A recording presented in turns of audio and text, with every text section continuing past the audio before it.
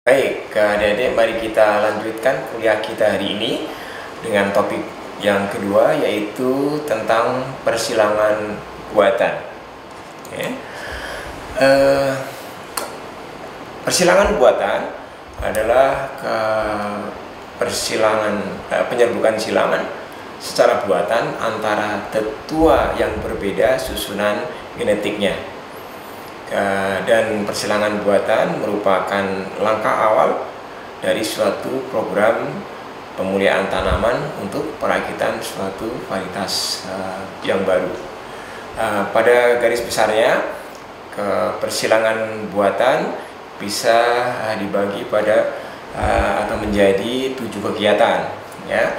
Yang pertama adalah persiapan, kemudian kastrasi, kemudian yang ketiga emaskulasi atau pengebirian, kemudian yang keempat adalah isolasi, kelima pengumpulan serbuk sari, kelima penyerbukan, dan yang ketujuh pelabelan. Oke.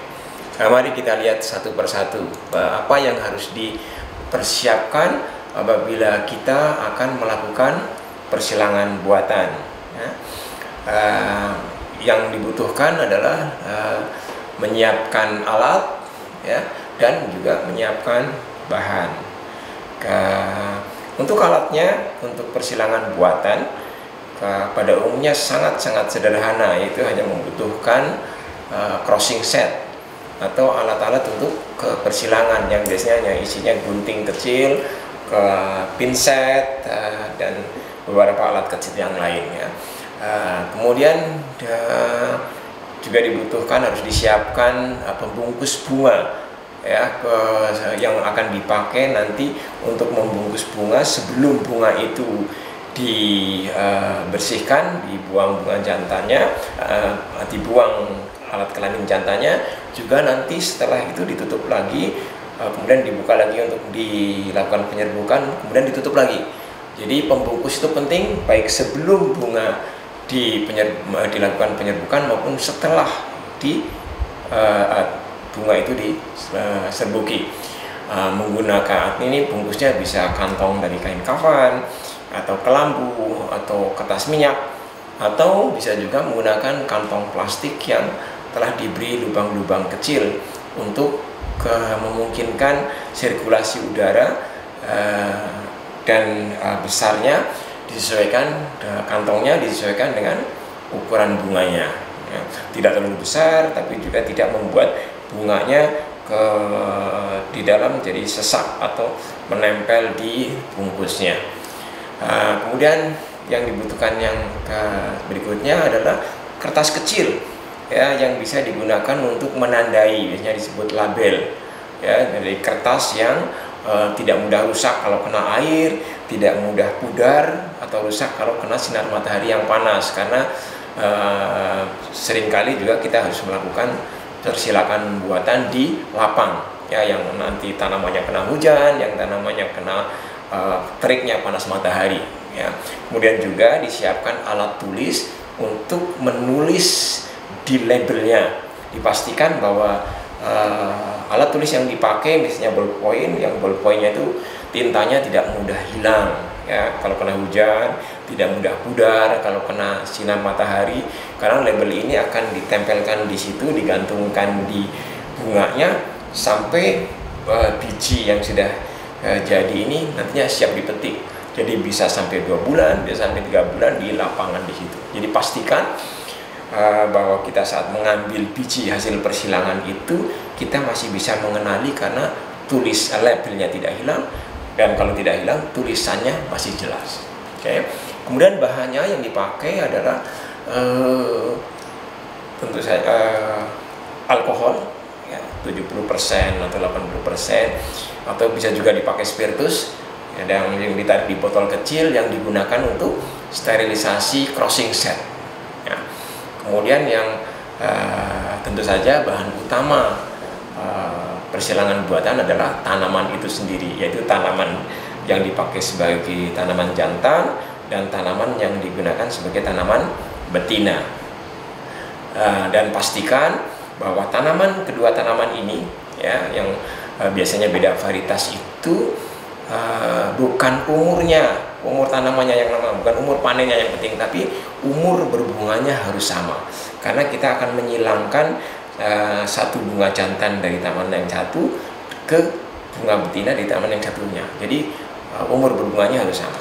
Baik ya, dilanjut ke kemudian setelah kita menyiapkan ke alat dan bahan, ke berikutnya adalah membersihkan bagian dari tanaman yang ada di sekitar bunga yang kayaknya akan mengganggu proses penyerbukan nantinya, pemilihan buatan.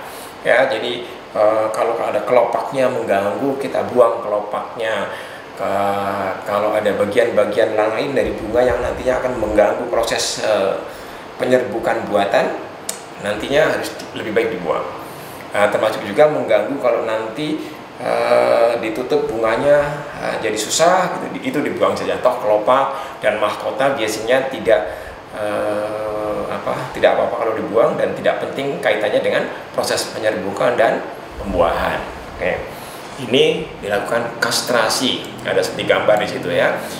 Kalau sudah bagian-bagian yang tidak perlu dari bagian luar kelamin jantan dan kelamin betina itu dibuang, maka kemudian dilakukan emaskulasi.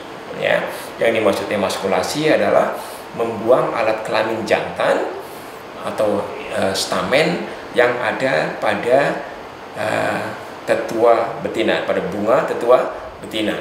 Jadi tanaman tetua betina, bunganya, alat kelamin jantannya atau stamennya dibuang. Ya. Tujuannya adalah untuk mencegah terjadinya penyerbukan dari bunga, yaitu bersatunya bunga jantan dari bunga itu sendiri ke alat kelamin betina dari bunga itu sendiri. Karena ini kita ingin melakukan persilangan, ya. Jadi kita menghindari penyerbukan sendiri. Emaskulasi dilakukan, dipastikan sebelum bunga mekar atau sebelum terjadi penyerbukan sendiri. Ya, kalau sudah terjadi penyerbukan sendiri, ya tidak bisa lagi ke alat kelamin betina menerima serbuk sari dari tanaman lain karena sudah terjadi pembuahan. Oke. Kemudian bagaimana cara emaskulasinya? Ada beberapa metode, minimal ada 5. Yang pertama adalah dengan metode clipping atau menggunakan pinset. Ya. Kemudian yang kedua dengan menggunakan pompa isap atau sucking method. Jadi diisap nanti stamennya. Atau yang ketiga menggunakan air panas atau air dingin dan atau alkohol. Kemudian bisa juga menggunakan bahan kimia, dan alternatif lain yang sering digunakan adalah menggunakan metode mandul jantan. Oke, mari kita lihat bagaimana kita melakukan emaskulasi menggunakan metode clipping atau pinset. Pada umumnya, pada metode ini dilakukan pembukaan kuncup bunga dengan pinset. Jadi bunganya dibuka dengan pinset, hati-hati agar tidak rusak. Ya, ada gambar itu di bawah. Atau kalau di padi seringkali dilakukan dengan pemotongan palia dan lema pada bagian gunting. Ya. Kemudian dibuka anter atau stamennya atau alat kelamin jantannya kita buang dengan pinset. Hati-hati sekali. Pastikan agar tidak merusak ke alat kelamin betinanya atau putiknya. Ya. Ke metode clipping atau metode menggunakan pinset itu mudah sekali dilakukan untuk tanaman yang mempunyai bunga relatif besar. Contohnya tanaman kedelai, tanaman tomat, tembakau, padi juga mudah menggunakan clipping atau pinset. Cara emaskulasi metode ini murah, mudah, dan bisa dilakukan di mana saja. Hanya kemungkinan rusaknya putik dan pecahnya anter sangat besar. Ya, terutama kalau belum ahli, tidak sering melakukan ini. Kalau pertama biasanya tingkat kesuksesannya tidak besar, ya. Dan juga itu tadi kalau sampai putiknya tidak rusak tapi anternya pecah, maka terjadi penyembuhan sendiri. Oke. Baik. Kemudian emaskulasi atau membuang alat kelamin jantan pada bunga dengan menggunakan metode isap, menggunakan pompa. Ya. Jadi intinya adalah setelah bunga itu kuncupnya dibuka, ya, itu kemudian diisap. Ada di alat kayak vakum, ya, tapi tentu saja yang kecil, tidak yang besar sekali, karena di vakum kekuatannya besar, malah yang disedot bunganya semuanya. Jadi kita hanya ingin menyedot anternya ke gitu ya, pas itunya. Teknik ini mudah dilakukan dan banyak dilakukan oleh pemulia padi, terutama di lembaga-lembaga penelitian padi, di lembaga penelitian padi Sukamandi, Jawa Barat. Metode ini cukup mahal karena untuk membeli vakumnya, alat pengisapnya cukup mahal. Tapi kemungkinan rusaknya kepala putik atau stigma kalau menggunakan metode ini relatif kecil. Demikian juga kemungkinan anter pecah di bunga itu sendiri kemungkinannya lebih kecil. Dan ini bisa dilakukan dengan lebih cepat. Begitu bunganya dipotong-potong-potong, kemudian sehingga bisa melakukan persilangan buatan untuk beberapa bunga dalam waktu yang relatif pendek. Baik, metode emaskulasi yang ketiga adalah metode menggunakan air panas atau air dingin atau menggunakan alkohol. Ya. Pada metode ini pembuangan stamen dilakukan dengan menggunakan pinset atau gunting, menjadi sangat sulit, terutama untuk tanaman-tanaman yang bunganya kecil. Saya ulangi. Jadi kalau tanaman bunganya sangat kecil, seperti sorghum, millet, rumput-rumputan, dan tanaman-tanaman sejenis yang lain, kalau kita harus menggunakan gunting, pinset, itu akan sangat sulit, ya. Karena bunganya memang sangat kecil, kan? Itu apalagi biasanya bunga majemuk biasanya ya dalam itu millet. Jadi tentu saja tidak mungkin dilakukan menggunakan pinset, tidak mungkin menggunakan sucking method. Nah, caranya menggunakan ini, air panas atau air dingin, dan menggunakan alkohol. Panikelnya ke bagian dari bunga itu dicelupkan ke air hangat, ya, yang mempunyai temperatur tertentu tergantung jenis tanamannya, karena setiap tanaman itu mempunyai karakteristik tersendiri untuk memekarkan dan bunga. Tapi yang umum biasanya suhu 43 sampai 53 derajat Celcius selama 1-10 menit, ya. Cara ini mahal dan tidak praktis karena harus dilakukan di lapang, pakai air hangat, pakai itu dan sebagainya di tengah lapang, apalagi kalau yang tanaman yang akan disilangkan banyak, jadi sangat tidak praktis. Cara yang sama juga bisa dilakukan menggunakan air dingin ataupun alkohol, ya. Kemudian untuk metode emaskulasi berikutnya adalah melakukan pembuangan alat kelamin jantan dengan menggunakan zat kimia yang menginduksi terjadinya mandul jantan atau male sterile. Kalau terjadi male sterile, maka ada anter, ada serbuk sari, tapi tidak viable atau tidak bisa bercambah, atau bahkan tidak bisa menghasilkan alat kelamin jantan sama sekali, atau ada alat kelamin jantan tapi alat kelamin jantannya rusak sehingga tidak perlu diisap, tidak biarin saja, toh itu alat kelamin jantan yang tidak berfungsi, ya. Nah, zat kimia yang bisa digunakan adalah GA3 atau gibberellic acid, bisa juga menggunakan sodium bichloroacetat, bisa menggunakan etrel atau GA4 atau GA7 atau 2,4-D, atau bisa juga Na yang disemprotkan pada tanaman dengan konsentrasi tertentu, khususnya disebabkan pada di daerah pembungaan itu, di tanaman di bunganya. Maka diharapkan nanti alat kelamin jantannya kemudian jadi rusak atau bersifat abortif gitu ya. Oke. Untuk metode yang berikutnya adalah metode mandul jantan, tapi bukan karena perlakuan zat kimia yang tadi. Ya, pada beberapa tanaman menyerbuk sendiri seperti barley, sorghum, bajra atau millet, pelaksanaan emaskulasinya tadi saya sampaikan tidak mudah, ya, karena karakteristik bunganya kecil sekali dan tersusun pada tongkol yang majemuk. Nah, untuk ini bisa menggunakan teknik mandul jantan, yaitu tanaman yang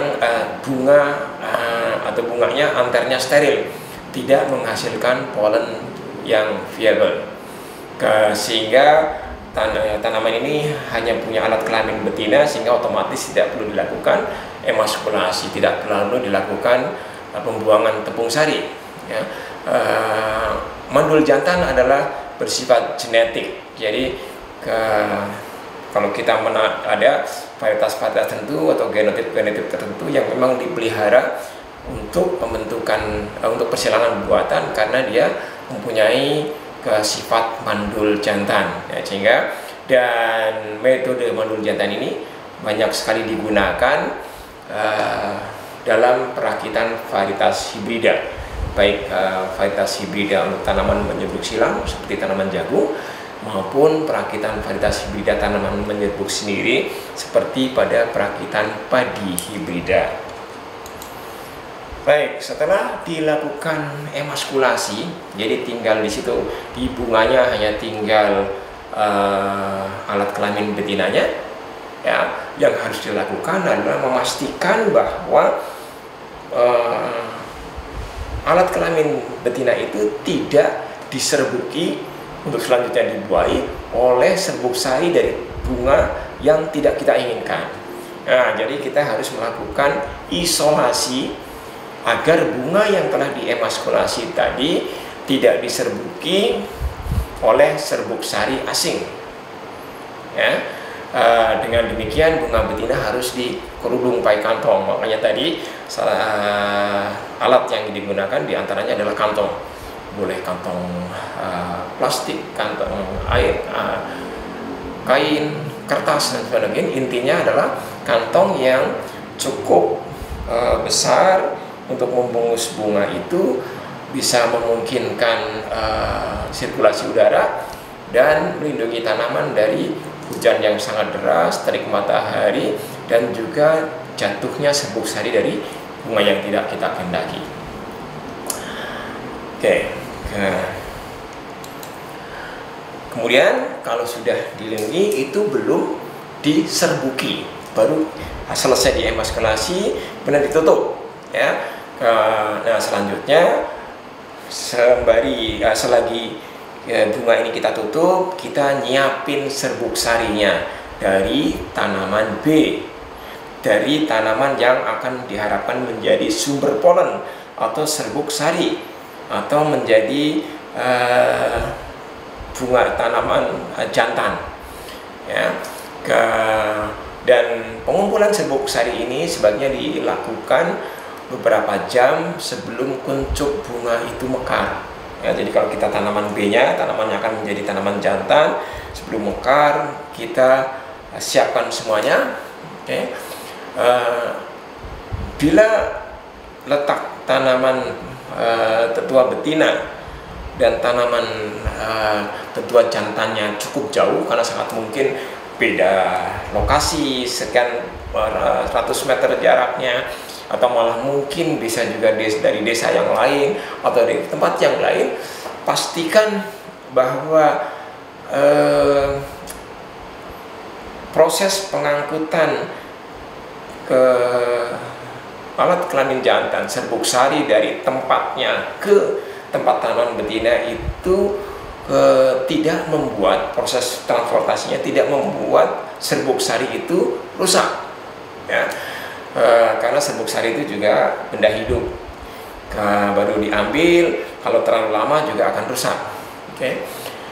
Kemudian kalau tidak akan langsung bisa dipakai, bisa disimpan dulu di laboratorium, ya.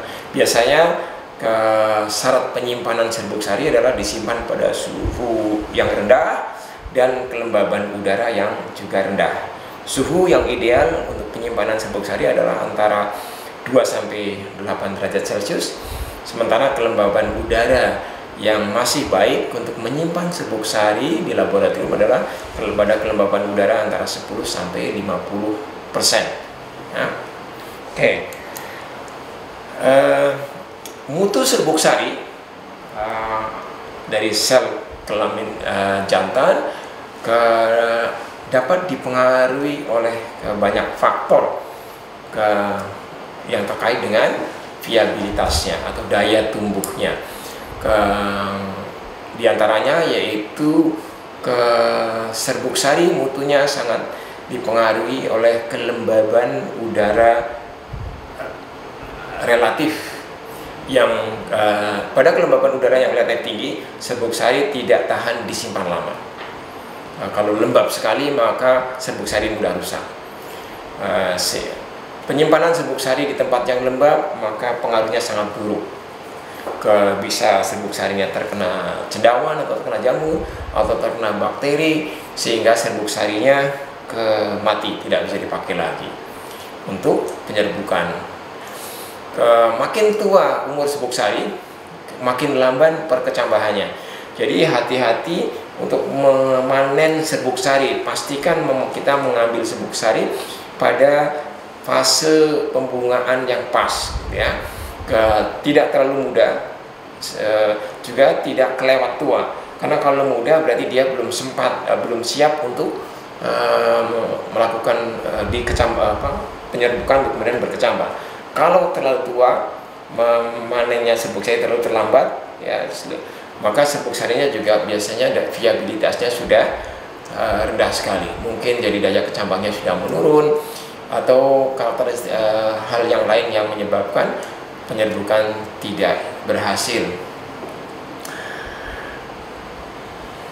Kalau serbuk sari disimpan di udara yang kering dan suhunya rendah, dengan cara penyimpanan yang baik, serbuk sari bisa disimpan sampai beberapa minggu.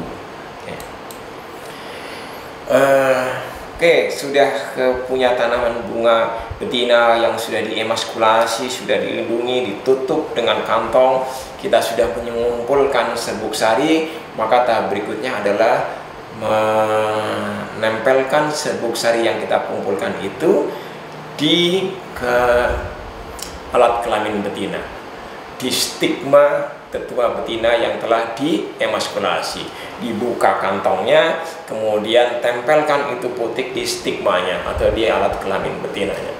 Oke. Bisa menggunakan, yang pertama bisa menggunakan kuas, tentu saja kuas yang kecil gitu ya, kuasnya diulas-ulaskan di serbuk sari mesti akan menempel, kemudian kuasnya itu diusapkan di ujung stigma. Oke. Bisa juga dengan menggunakan pinset, tusuk gigi yang steril, tadi yang dimasukkan di alkohol dulu. Yang penting hati-hati menempelkannya, jangan sampai, karena pinset itu besi, kadang-kadang kalau tidak kerjanya kasar gitu, cara kerja kasar bisa malah merusak stigma. Juga pakai tusuk gigi kalau kelewat lancip ya, nempel merusak stigma. Jadi hati-hati sekali gitu. Kalau pakai kuas mungkin masih relatif aman ya. Atau dengan cara lain adalah kita tidak menggunakan alat seperti itu, tapi bunganya, malai bunganya, misalnya ada bunga padi, bunga jagung ya, kita ambil, kita dekatkan, ditaruh di atas bunga betina, kemudian digoyang gitu atau diguncangkan dengan pelan, nanti serbuk sarinya akan jatuh sebagian mengenai stigma. Kemudian kita setelah selesai semuanya, kita tutup lagi gitu. Oke. Baik, dalam melakukan persilangan ada hal yang harus diperhatikan. Tadi yang pertama ya sudah saya sampaikan juga, pastikan kedua tanaman itu mempunyai waktu berbunga yang sama. Ya. Kemudian jadi kalau diharapkan waktu berbunganya sama, juga masaknya sel kelamin jantan dan sel kelamin betina juga bersamaan, sehingga kalau disatukan bisa kemudian bersatu terjadi pembuahan. Waktu emaskulasi dan waktu penyerbukan itu juga harus diperhatikan. Pada tetua betina, waktu emaskulasi harus diperhatikan, misalnya terutama pada tanaman-tanaman kacang-kacangan, kacang tanah, kedelai, kacang hijau dan sejenisnya, harus dipahami bahwa pada tanaman-tanaman leguminose, kacang-kacang seperti itu, begitu bunga mekar sebenarnya sudah terjadi penyerbukan, serbuk sari sudah jatuh di stigmanya. Jadi kalau penyerbukan dilakukan setelah bunga mekar, maka itu tidak akan terjadi penyerbukan silang karena sudah terjadi penyerbukan sendiri. Jadi kalau mau melakukan penyerbukan buatan untuk tanaman kacang-kacangan atau tanaman-tanaman yang mempunyai karakteristik seperti itu, lakukan penyerbukan sebelum bunga mekar. Ya. Dan biasanya harus pagi sekali, karena juga biasanya mekarnya bunga itu juga dirangsang oleh berkorelasi dengan cahaya matahari, karena cahaya matahari, suhu dan sebagainya menstimulir mekarnya bunga. Jadi harus dilakukan pagi hari sekali.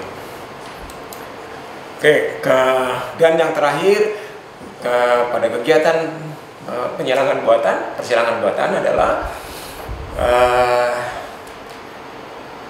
menulis label pada bunga yang telah tadi kita serbuki atau kita lakukan persilangan buatan, ya, karena kita